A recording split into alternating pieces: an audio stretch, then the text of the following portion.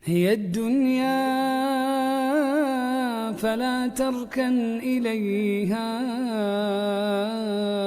ولا تجعل لها في القلب قذرا ومد يديك للرحمن دوما فربك لن يرد يديك صفرا.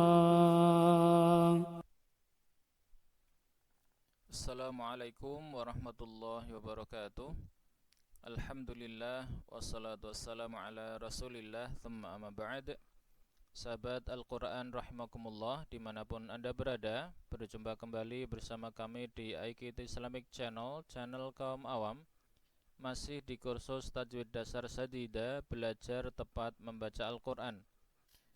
Di 4 pertemuan yang lalu, alhamdulillah, kita telah menyelesaikan materi inti pertama dari tajwid, yakni babu makharijil huruf al-arabiyyah, bab tempat-tempat keluarnya huruf-huruf Arab. Pada perjumpaan kali ini, insyaallah kita akan masuk ke materi inti kedua dari tajwid, yakni babu sifatil huruf al-arabiyyah. Sebelum lanjut, kami mengucapkan sekali lagi jazakumullahu khairan katsiran bagi yang sudah mensubscribe dan like channel ini. Bagi yang ingin menyampaikan sesuatu apapun itu, silahkan ditulis di kolom komentar. Baiklah sahabat Al-Quran rahimakumullah, kita mulai pertemuan kali ini dengan membahas tentang pengertian dari sifat al-huruf al-arabiyyah. Seperti biasa, kita mulai dari pengertian secara bahasa terlebih dahulu, dan untuk saat ini yang perlu kita perdalam itu hanyalah kata sifat, ya, karena memang al-huruf al-arabiyyah pada pembahasan yang lalu, yakni terkait dengan makharijil huruf al-arabiyyah, itu kita sudah membicarakan tentang pengertian dari huruf begitu. Baik, kata sifat itu dari segi bahasa adalah bentuk jamak dari kata sifah, sifatun. Sifatun, sifatani, sifatun. Jadi sifatun itu satu, tunggal, sifatani itu dua, dual. Kemudian sifatun itu lebih dari dua alias jamak.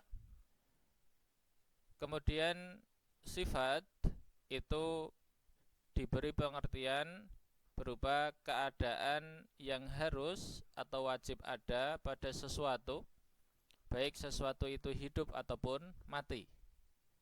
Kemudian baik keadaan yang menyertainya tadi, yang harus ada tadi, itu bersifat indrawi seperti panjang, pendek, dan seterusnya, ataukah yang bersifat maknawi seperti malu, takut, berani, dan lain sebagainya.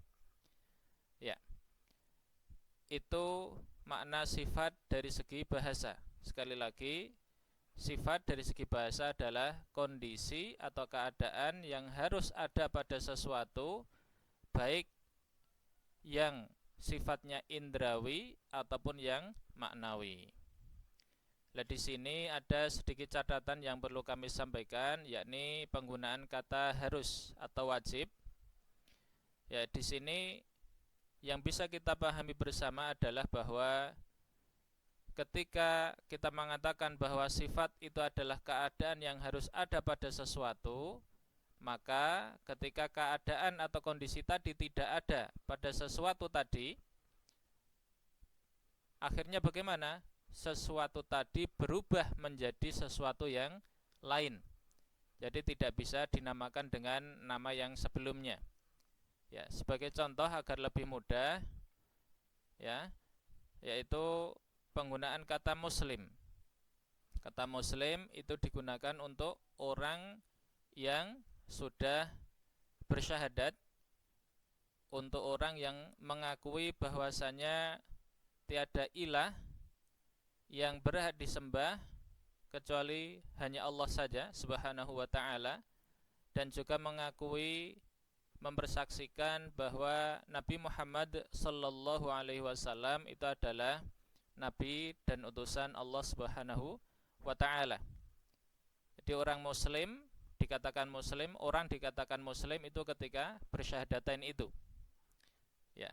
Tapi kemudian kalau di suatu hari kemudian kok ternyata orang tersebut tidak lagi mengakui bahwa Allah adalah ilah yang berhak disembah satu-satunya, dan atau tidak juga mengakui bahwa Rasulullah Muhammad sallallahu alaihi wasallam adalah nabi dan utusan Allah Subhanahu wa taala, maka dia dalam hal ini sudah tidak layak dan tidak bisa disebut sebagai orang muslim karena pengakuannya sudah hilang.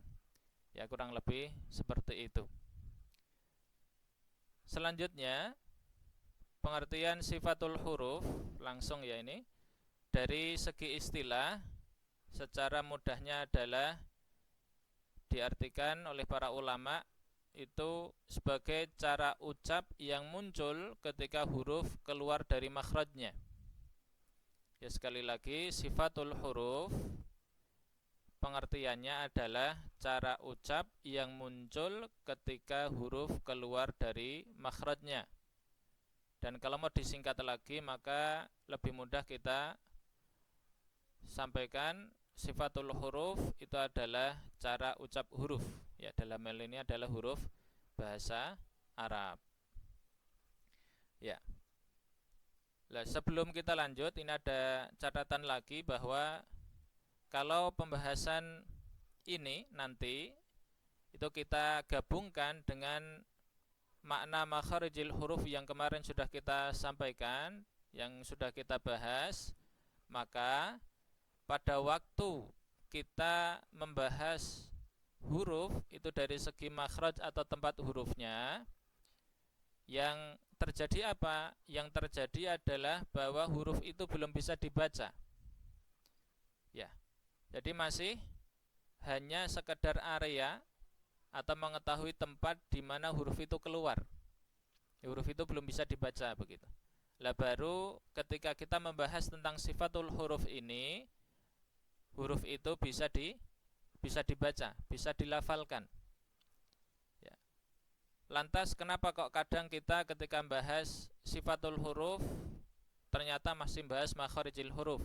Atau sebaliknya ketika membahas tentang makharijil huruf kita ternyata masih harus memberikan contoh, maka di situ perlu kita sampaikan bahwa kedua hal ini, yakni makharijil huruf, ya pembahasan makharijil huruf dan sifatul huruf, itu adalah dua bagian dari tajwid yang memang tidak bisa dipisahkan. Maka jangan sampai heran ketika kita membahas makharijil huruf ternyata kita tetap harus memberikan contoh pelafalan begitu. Dan itu tujuannya untuk lebih mudah dipahami. Sebaliknya ketika kita mengajar umpamanya tentang sifatil huruf, tentang cara ucap huruf, tapi ternyata kita juga masih menyinggung tentang makharijil huruf, ya, maka itu insyaallah lebih baik itu dilakukan. Kenapa? Karena memang itu sangat diperlukan. Supaya apa? Supaya penjelasannya lebih mudah dicerna oleh yang mendengarkan.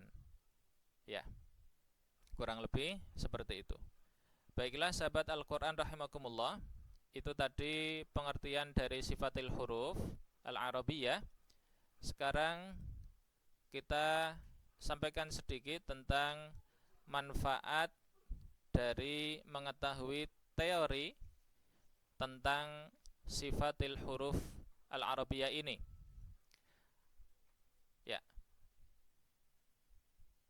Yang pertama, ketika kita mengetahui tentang sifatil huruf, maka kita insyaallah akan tahu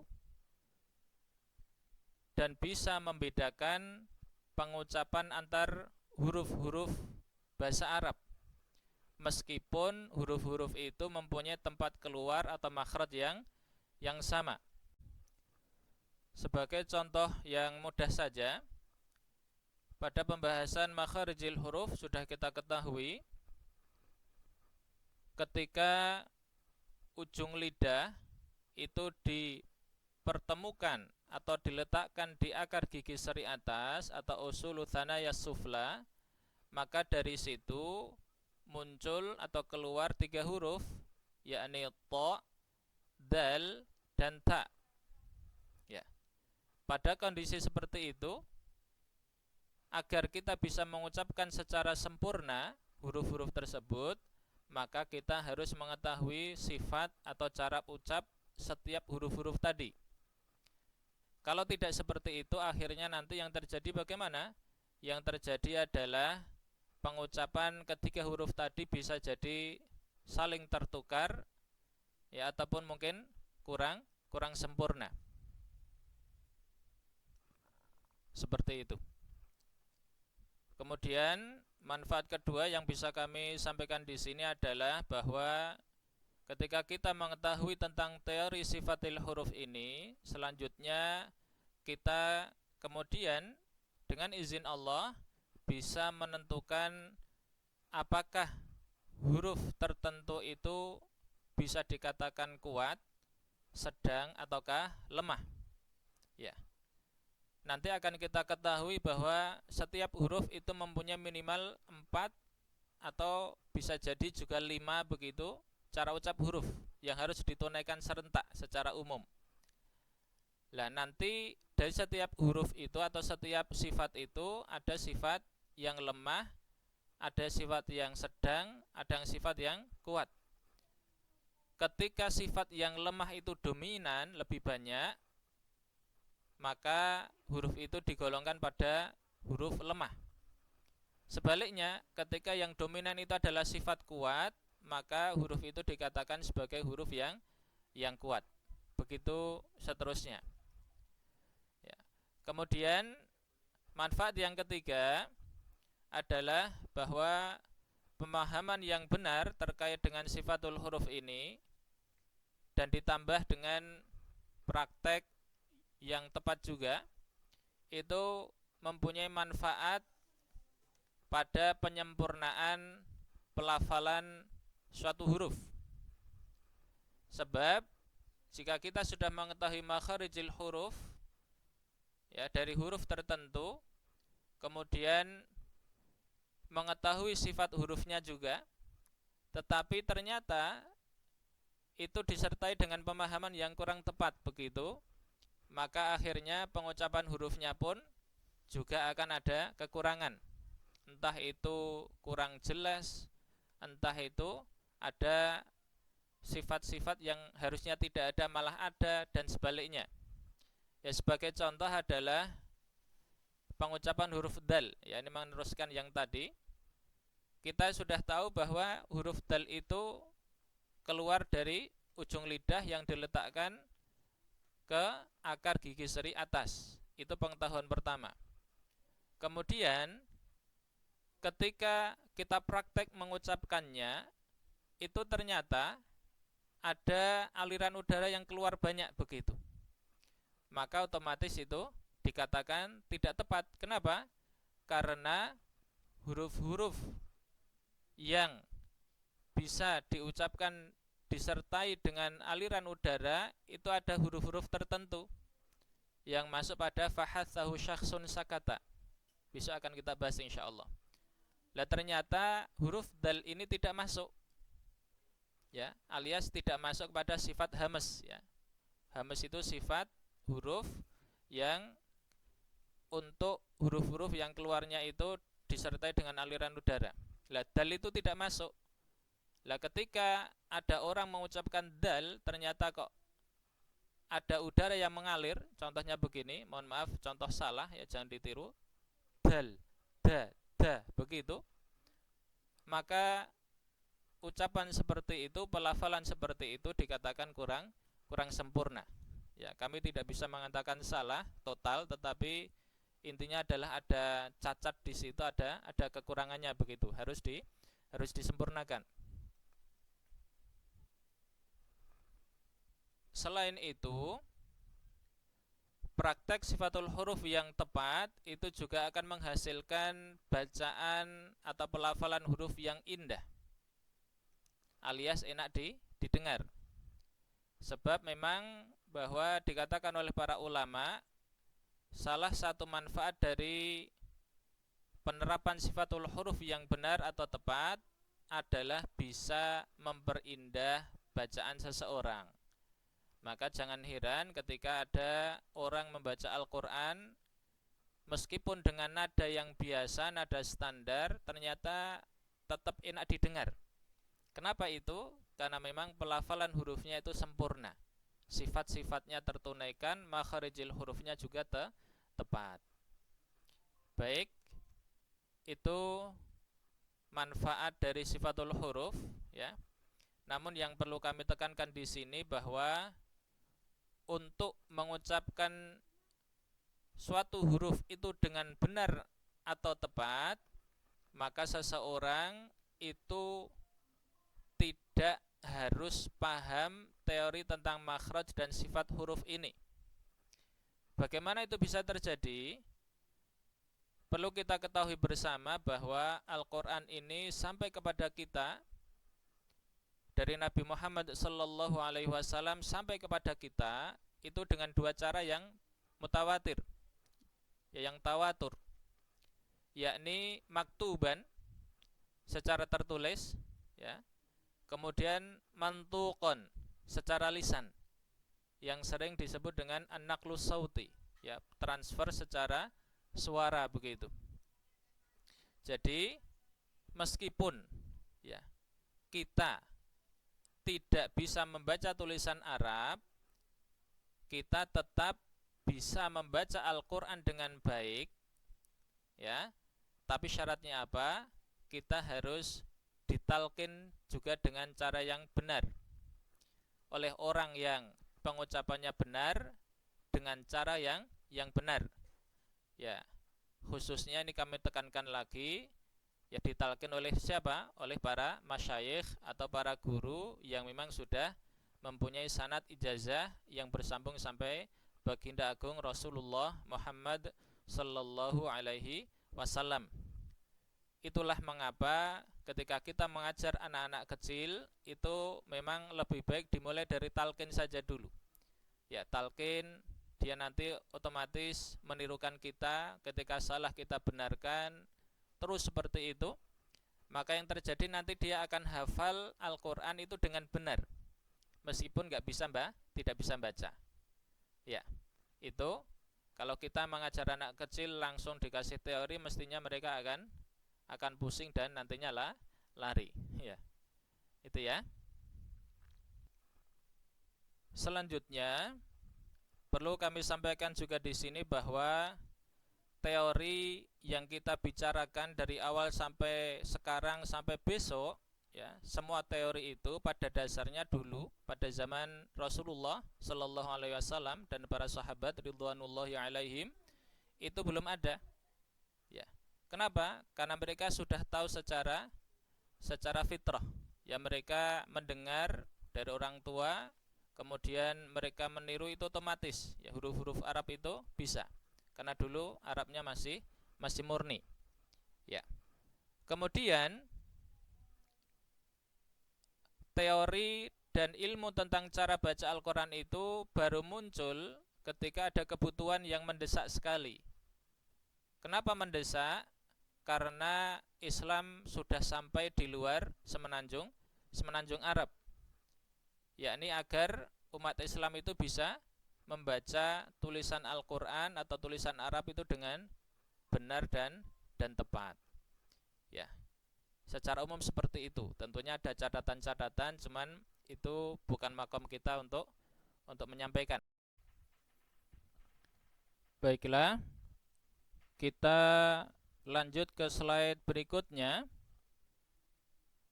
Kita bicara insyaallah tentang pembagian sifat atau cara ucap huruf Arab, ya, taqsimu sifatil hurufil arabiyyah. Yang perlu kami sampaikan pertama kali adalah bahwa cara ucap huruf Arab itu dibagi menjadi dua bagian, ya. Yang pertama adalah sifatul hurufil lazimah atau as-sifatul lazimatu, yang bisa disebut dengan as-sifatul asliyatu atau sifatul hurufil asliyatu, bisa juga disebut dengan as-sifatul dzatiyatu atau sifatul hurufil dzatiyatu. Itu yang pertama, ya. Kemudian yang kedua adalah as-sifatul aridatu atau sifatul hurufil aridatu. Itu dari segi istilah. Ya, nanti kita jelaskan pengertiannya, kita lihat. Ya. Jadi secara makna mudah, sifat lazimah ini artinya adalah cara ucap wajib. Ya, karena lazimah ini artinya wajib. Ya, kemudian sifat asliyah kita artikan cara ucap pokok. Ya, kan aslun salah satu artinya adalah pokok begitu. Kemudian as-sifatul dzatiyah kita artikan dengan cara ucap inti.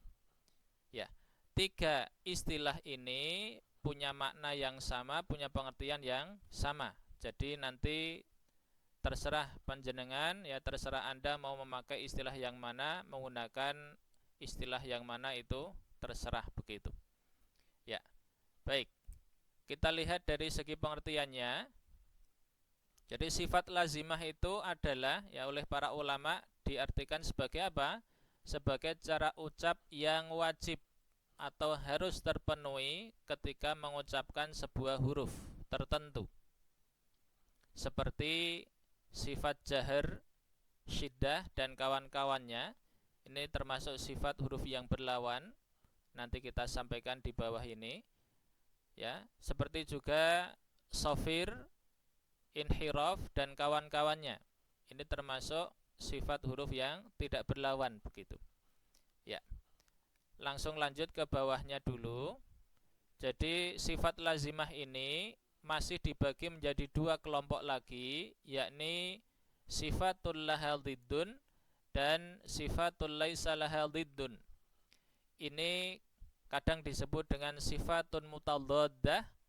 Ini sering disebut dengan sifatun ghairu mutadaddah. Ya, itu juga boleh dua-duanya. Jadi nggak usah bingung begitu. Nah, arti dari sifatul lahal diddun adalah cara ucap yang berlawan, mempunyai lawan. Kemudian sifatul laisa lahal diddun adalah cara ucap yang tidak mempunyai lawan atau tak berlawan. Itu pembagian dari sifat lazimah. Ya. Sekarang kita lanjut ke pengertian dari sifat aridhah. Ya. Sifat aridhah ini oleh para ulama dimaknai kurang lebih, ya, sebagaimana yang kami pahami adalah cara ucap yang berfungsi sebagai penyempurna, yang muncul sebagai dampak atau akibat dari dua hal, ya, dua kondisi, yakni yang pertama adalah dampak dari pengucapan huruf atau pengucapan atau penunaian cara ucap pokok tertentu yang sudah sempurna.